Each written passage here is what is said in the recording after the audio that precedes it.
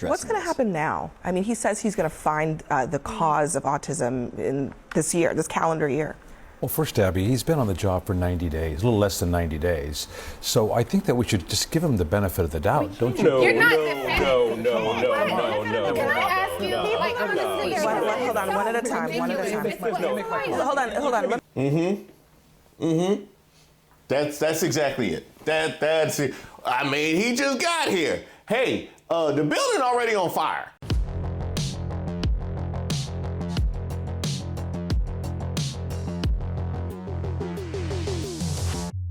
Hey, shout out to all of the subscribers and members here on the channel. My name is Reese Waters, and I'm troubled. Do you have any idea how incompetent your administration has to be that I'm just now getting around to RFK?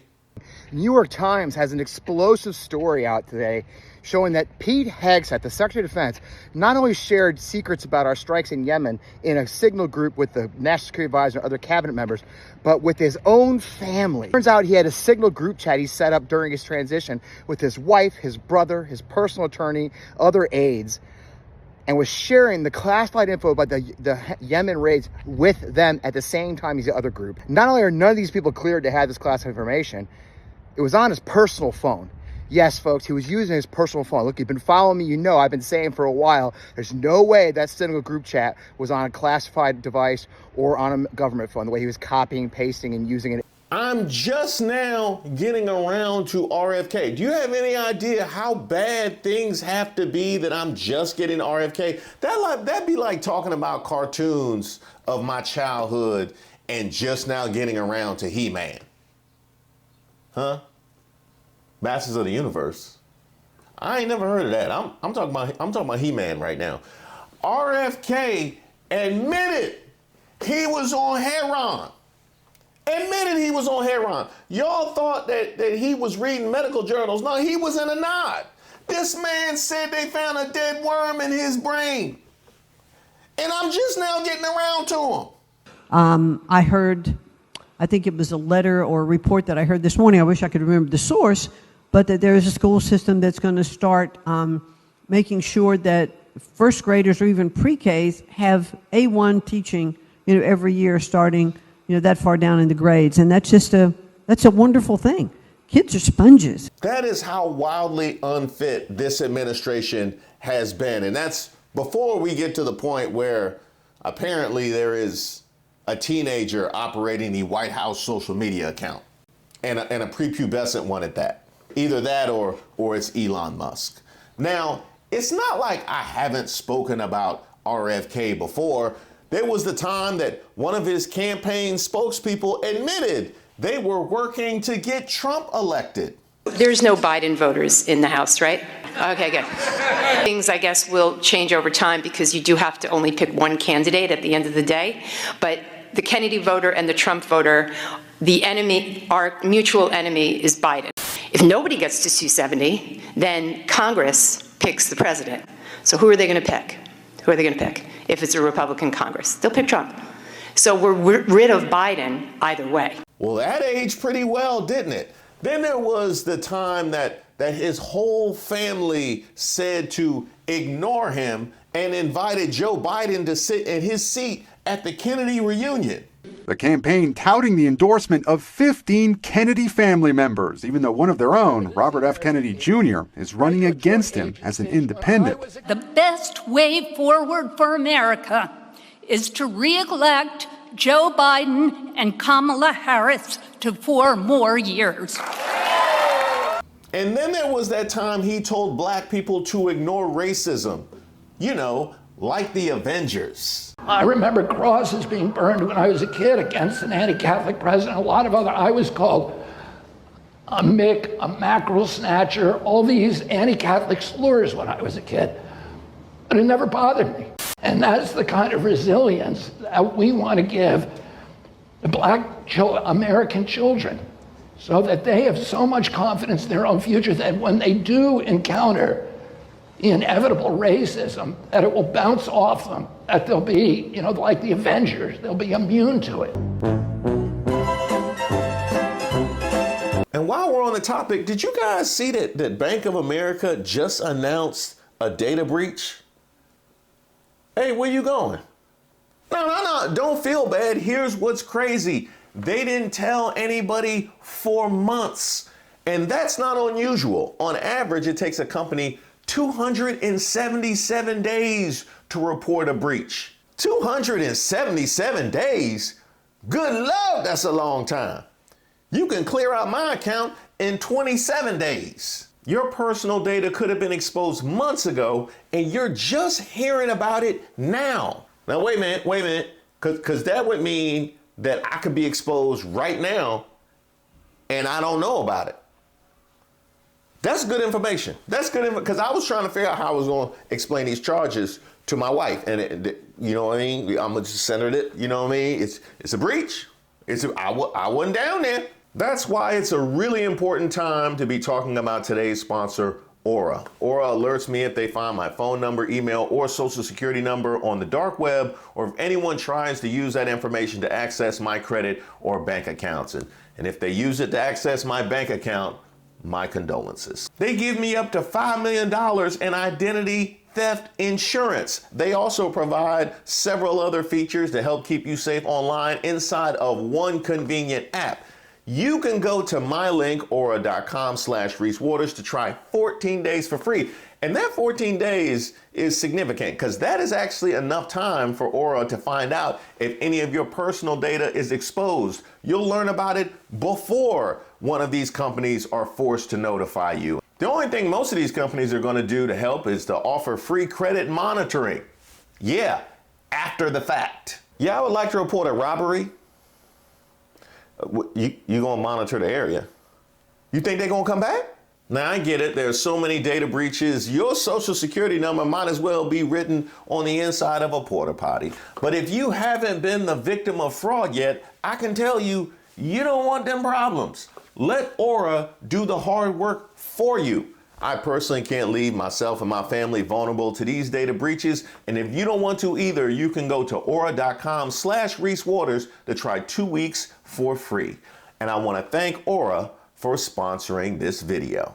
But when you go with this, I gotta say something. This is an individual tragedy as well. Autism destroys families. More importantly, it destroys our greatest resource, which are our children. These are children who should not be suffering like this.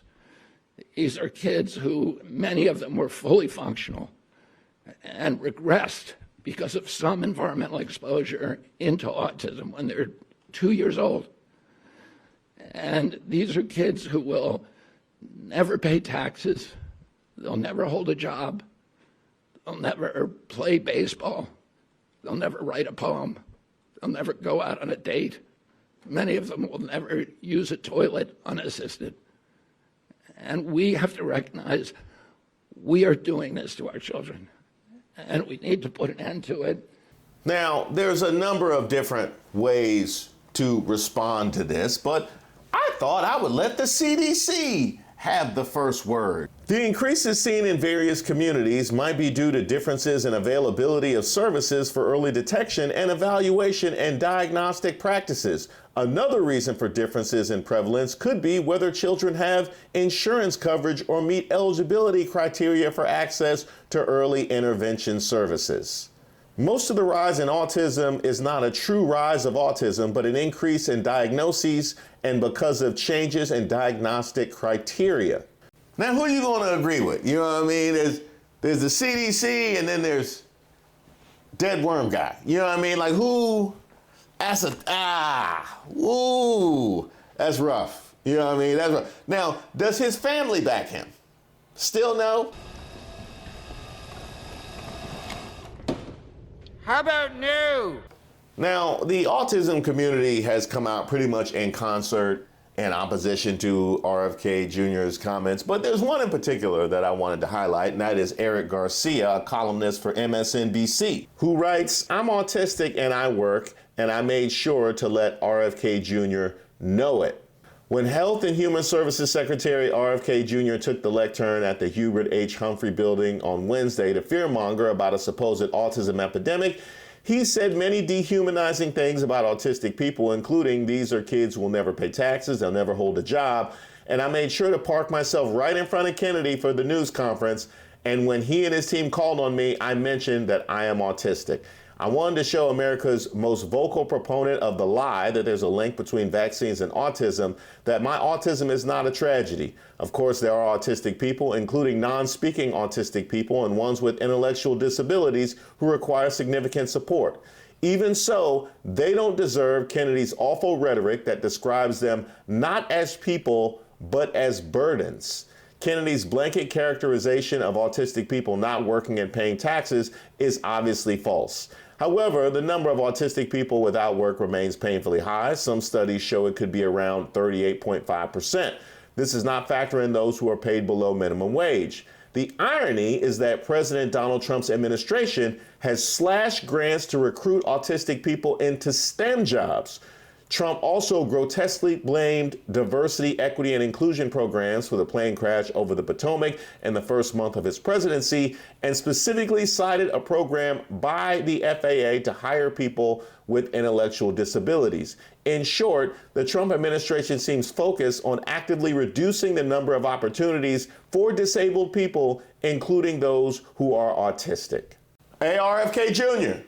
Yeah, it's a couple things you got to answer for. Right, it's a couple things you got, because you didn't mention that when you didn't mention none of that. No, you didn't mention any of that. And by the way, there's more. His insistence that the increase means there must be an environmental toxin responsible suggests he hadn't read the report. I had read it and knew that the report says differences in prevalence over time and across sites can reflect differing practices in ASD evaluation and identification and availability, and requirements that affect accessibility of services. The increased number of diagnoses is also a sign that the racial diagnosis gap has closed significantly, and that clinicians, educators, and parents finally recognize certain traits in their kids as autism spectrum disorder and not behavior disorders. We should credit the Individuals with Disabilities Education Act. Schools being required to report the number of autistic students they serve directly led to the increase in autism diagnoses. There is no epidemic. The increase in reported autism numbers is a sign that government can work. And guess what? It gets worse. Because he said it seems like he hadn't read the report, which is a pretty damning thing to say of, the secretary in charge of these things. That's pretty damning. But how about this? Kennedy should know this. Not only did his late uncle, Senator Ted Kennedy, co-sponsor the IDEA in 1990, he co-sponsored the Americans with Disabilities Act that same year. I was born in 1990. This means I could have never known a world where I did not have codified rights. Those laws gave me access to individualized education plans, legal protection from discrimination, and the legal right to have reasonable support in my job. Kennedy assiduously dodged my question related to statistics that show people of color are now receiving diagnoses when they did not in the past. And after that, I felt my hands start trembling. Part of it was the nerves I felt after confronting him for saying such grotesque things about this community I love, but part of it was my fear that the disparaging attacks on autistic people will get much, much worse. Now, first of all, I want to credit Eric Garcia for putting all of that down and sharing as much as he did. The idea that now we're getting diagnoses where previously we did not, that we actually are closing some racial gaps in the medical community, certainly would be an apt explanation, but it is one that is ripe for them to ignore. Not when they don't want to acknowledge racial disparities anywhere, ever, in any aspect of our society. That is nothing if not predictable. And speaking of predictable, now, granted, you've seen what RFK Jr. had to say. We know about his level of qualification coming into this gig. We've seen the response from the autism community at large.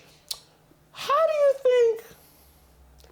think the media covered this? The Trump administration and all of their merit-based whatever, could not find someone with actual qualifications or at the very least deference to the people who have qualifications to be in this role. I mean, to Dr. Purnell's point, this is Christopher Banks, the CEO of Autism Society of America.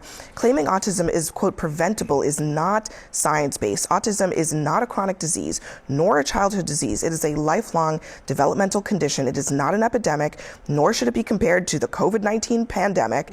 And using language like that perpetuates falsehood, stigma, and stereotypes. I mean, he says he's going to find the cause of autism in this year, this calendar year. Well, first, Abby, he's been on the job for 90 days, a little less than 90 days. So I think that we should just give him the benefit of the doubt, don't you? No. Can I ask you? Like, honestly, Hold on, one at a time. Hold on. That's exactly it. That's it. I mean, he just got here. Hey, the building already on fire, and it was all in working order when he got here. So I don't know that he just got here. You want the building to be raised to the ground? Like, is that what is it that you need to see? Because we understand the severe opposition of him even getting this post in the first place. Donald Trump and Robert F. Kennedy Jr. have fired 10,000 people from the nation's health agencies in the last couple of weeks. They have cut billions and billions and billions of dollars in health research and health programs. But apparently, somebody forgot to tell Robert F. Kennedy Jr. that that's what he was doing. You propose more than $11 billion in cuts to local and state programs addressing things like infectious disease, mental health, addiction, and childhood vaccination. Did you personally approve those cuts? I'm not familiar with those cuts. We'd have to go. There's like more than 50 pages of cuts that I actually went through. The cuts were mainly DEI cuts, which the president. There were a lot, but I'll give you, for example, about $750,000 of a University of Michigan grant into adolescent diabetes was cut. Did you know that? I didn't know that, and that's something that we'll look at. So if we're scoring from home, what we have here is the Secretary of Health and Human Services speaking about autism as if he had apparently not read the report, and then him being unaware of significant cuts made by his organization. And not just like he was approached by an elevator like Jim Banks. No, a nationally televised interview that he sat down for, he was still unaware. I'm assuming they prepped you for this. Like, even if you weren't walking around with this information, they didn't even get. That's what we're dealing with here. I'm not familiar with those cuts. Those cuts are mainly DEI cuts. We cut infectious disease and mental health and addiction. That sounds like a terrible idea. We cut adolescent diabetes stuff? Well, that's something that we'll look at. I thought these were all DEI cuts. How is it possible you have this job? But while Secretary Robert F. Kennedy Jr. claims to know nothing about the massive cuts he has made at the various agencies he runs, or maybe it wasn't him. Hey, if it wasn't you, who did them? One thing he does claim to be very engaged on is the ongoing measles outbreak in West Texas, right? One of the worst measles outbreaks this country has seen in decades. In fact, Kennedy this week personally visited the epicenter of the outbreak. He attended the funeral of an 8-year-old child who's died of measles there, a second kid that this measles outbreak has killed. Kennedy then posted to social media photos of him visiting with the families who lost children to the measles, as well as 2 of the doctors who had been treating them. He called those doctors, quote, extraordinary healers. He claimed they had, quote, treated and healed some 300 measles-stricken children using steroids and an antibiotic. One of those doctors had touted the same steroid as a cure for COVID-19. He said he had realized the steroid's life-saving potential thanks to divine intervention. He discovered that this steroid was a cure for COVID-19. He said, quote, while I was asleep, an answer to prayer came to me. Well, he thinks it cures COVID-19. He now also thinks it cures measles. It's the same medication. I don't know if it was the same dream or whatever. But it's basically an asthma inhaler that he says cures COVID and cures measles. And not to state the obvious, but asthma inhalers do not cure COVID-19 or the measles. Dr. Paul Offit is director of the Vaccine Education Center at Children's Hospital of Philadelphia. He tells NBC News that, in fact, steroids should not be given early in the course of a viral infection like measles because steroids inhibit the immune system. Quote, that's not what you want to do. Your immune system works for you to fight measles. But I think that inhaled steroids from an asthma inhaler cure COVID and cure the measles. That's one of the two doctors our nation's health secretary is endorsing for his miracle working in this out-of-control measles outbreak. The other doctor he's endorsing is a sort of rising star in the anti-vaccine movement who says mass infection with measles of the kind that we're seeing in this out-of-control outbreak in Texas is, quote, God's version of measles immunization. From an NBC News report this week, quote, Dr. Ben Edwards, a conventionally trained doctor who has shifted to promoting natural remedies and prayer, has been operating a makeshift clinic in Seminole, Texas, offering children unproven treatment. I'm sorry. Did you just say a conventionally trained doctor who advocates for natural remedies and prayer? Is that what you... Are they charging for prayer? They are. Okay. No, I was just checking. Yeah. My insurance don't cover prayer. Quote, Dr. Ben Edwards, a conventionally trained doctor who has shifted to promoting natural remedies and prayer, has been operating a makeshift clinic in Seminole, Texas, offering children unproven treatment. Quote, while he himself said he was sick with measles. So I know I've just said the word measles a lot, but just focus in on this for a second. What I'm saying here is actually what you think you heard. This is a doctor who advises against the measles vaccine and who is promoting these quack treatments. There is no treatment for measles, right? There's supportive care so that you hopefully don't die from it, but there's no cure for measles. Antibiotics and steroids aren't a cure for measles. But he's saying they're not promoting vaccination, instead promoting these quack treatments. And he is treating patients in this largely unvaccinated community in Texas, and he is doing so while he himself has the measles. I'm old enough to remember when if there was a situation like that, you would hide it. You would run away as far and as fast as possible from something like that. Not only are they not running away from it, he's highlighting it. That guy. How are you feeling? Touch measles yourself? Yeah, I was pretty achy yesterday. Yeah. Did you ever not have measles as a child? No, I had MMR as a kid. How many MMRs do you have? I'd have to go back and look. I don't But a know. few. Yeah. That doesn't work then, does it? No, apparently not. Just wear off. But you're feeling all right? Today I'm better, yeah. You just spots here or on your body as well? Just my face. Yeah. They came yesterday afternoon. I was achy. Friday afternoon, achy. Started, and yesterday was pretty achy, little mild fever. Spots came in the afternoon. Today I woke up feeling good. So, mild case. You're an amazing human being, you know that? You should know that. Thank God for you. I know. We don't want to keep you up with your people. I'm just doing what any doctor should be doing. Just doing what any doctor should be doing. Again, that's a video from RFK Jr.'s anti-vaccine group that he founded. I will tell you, this is what the CDC says about the contagiousness of measles. The CDC is an agency now run by RFK Jr. But if you ask them, what about the contagiousness of measles, they will tell you, quote, if you have measles, up to 90% of the people close to you who are not immune will also become infected. You can spread measles to others from 4 days before through 4 days after the rash appears. So there is this doctor in Texas who has active measles infection, who has spots on his face. He has just come down with the rash, he says, the day before. He is asking people in this highly unvaccinated community to bring themselves and their family members in to see him while he himself has just sprung his own measles rash. So you've got a guy who is basically a drinking fountain of measles in that very vulnerable community that is at the center of that outbreak.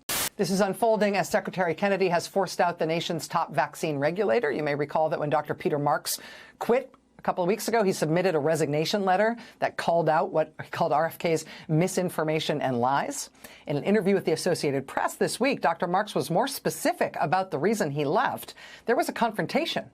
Quote, shortly before he was forced to resign, the nation's top vaccine regulator says he refused to grant Health Secretary Kennedy's team unrestricted access to a tightly held vaccine safety database, fearing that the information might be manipulated or even deleted. Dr. Marks agreed to give Kennedy's associates the ability to read thousands of reports of potential vaccine-related issues sent to the government's vaccine adverse event reporting system, but he would not allow them to directly edit the data. Marks telling the Associated Press, quote, why wouldn't we? Because frankly, we don't trust them, he said, using a profanity. He said, quote, they'd write it over or erase the whole database. Now, again, let's just swallow the fact that the people working within the organization don't trust their leadership enough not to erase or manipulate vaccine-related data because of their agenda. Let's just sit with that for a minute. Hold up. Wait a minute. Something ain't right. And by the way, don't think that is the only place where these data and statistics are in peril, because we've seen it with the crime statistics already.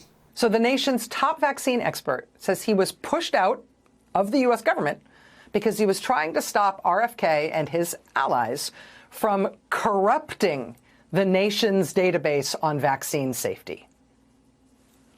And now, at an all-for-show cabinet meeting in the White House this week, RFK told the cameras and told President Trump that he's going to announce to the nation the cause of autism by September of this year.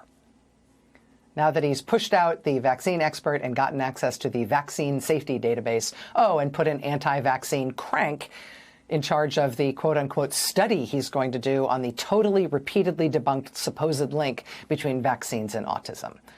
I wonder what he's going to say causes autism. As for Kennedy's claim that he is going to have this whole autism thing sorted out in just a few months, the Autistic Self-Advocacy Network says in a statement that it, quote, demonstrates his disregard for scientific studies as, quote, real science does not move at that speed. They add, quote, when top officials spread misinformation about autism, autistic people suffer. And it's that part right there. It's that part right there, because we're aware of where you're trying to push this, and credit to Rachel Maddow. I wonder what he's going to say causes it. You could have said that on day one. The fact that you are being this bullish about the entire thing shows your disregard for people with autism, and makes a whole lot of sense when you hear the way that you characterized people with autism in your recent comments. As for the people who do remain at HHS now, how are things going for them? Quote, RFK warned Food and Drug Administration staff about the influence of the deep state on the agency in an all-hands meeting today, Friday, where he also made off-color comments about children with developmental disabilities. FDA employees gathered at the agency's headquarters for a viewing party to watch the FDA commissioner and HHS secretary who spoke from a separate room in the same building. The meeting quickly turned to warnings of the deep state and the influence of the CIA, according to audio and transcripts obtained by Bloomberg News. Kennedy told HHS staff, quote, the deep state is real. He said the FDA, like other agencies, became captured by the industries they're supposed to regulate. He said the agency turned away dissidents and people who touted alternative medicines. Like, say, people who discover miraculous cures for pandemics in their dreams, and then it turns out they think it's the cure to everything. Or people who say that instead of the historic public health victory that we've had off mass measles vaccination, we should instead go with God's version of measles immunization, which is just everybody gets measles. People like, the guys who set up clinics for unvaccinated measles patients and their families, and then treat them while they themselves are infected with measles, one of the most contagious viruses on the planet. Yeah, for too long, such people have been turned away by America's health agencies. But not anymore, apparently. Now they get to destroy the U.S. government's health agencies and take over themselves. And that is why I'm troubled. We've seen enough. We saw enough before he stepped into the building. Just how much havoc is he going to be allowed to cause? Thank you guys so much for supporting the channel, and I want to thank you for all your incredible suggestions for guests. Bro, man, can I get my seat, man? Don't tell. I shouldn't have said here, right? That could join me on my weekly 8 p.m. live. Now you'll see some of your favorite creators, not only on this platform, but other social media platforms, joining me every Tuesday at 8 p.m. So be on the lookout for that. Now, a lot of you guys have already signed up for my newsletter, but we're going to create a written version of the Reese Waters channel and put our stamp on it and allow us to cover some topics we can't always cover in the videos, or maybe some odds and ends that we couldn't get into the videos. It's almost like when you're in the shower and you remember that perfect line that really would have set that argument off. You know, what you really wanted to say to that ex or coworker. I don't want to bore you any. You know I love you, I love you, I love you. No, for real. You can sing with me without touching. Come on. You wasting your time by singing to me because I'm not listening. All the stuff that I forgot and just missed that didn't necessarily make the videos, you can find that in the newsletter. You can sign up for that at reesewaters.com. There, you might also see a bunch of new merch. That's right, I teased it. It is finally here. We have new merch on the website, and we'll be continuing to drop new merch, so make sure you check that out at the website. And speaking of merch, I first want to give a shout out to all the fantastic mods, the mod squad here on the channel that does a fantastic job every single day. But one of our originals, my man Dank, sent me this pic with his I'm Troubled t-shirt, and he looks so good in it. I almost went and ordered another one for myself, but then I realized that, you know, I need to get my front porch fixed. Yeah, it's not gonna look that way on me. No, just the O and the B just be look like it's a bow shirt. But in the meantime, I want to thank you guys for being such an incredible community, and one that gives me so much hope when I wake up every single day.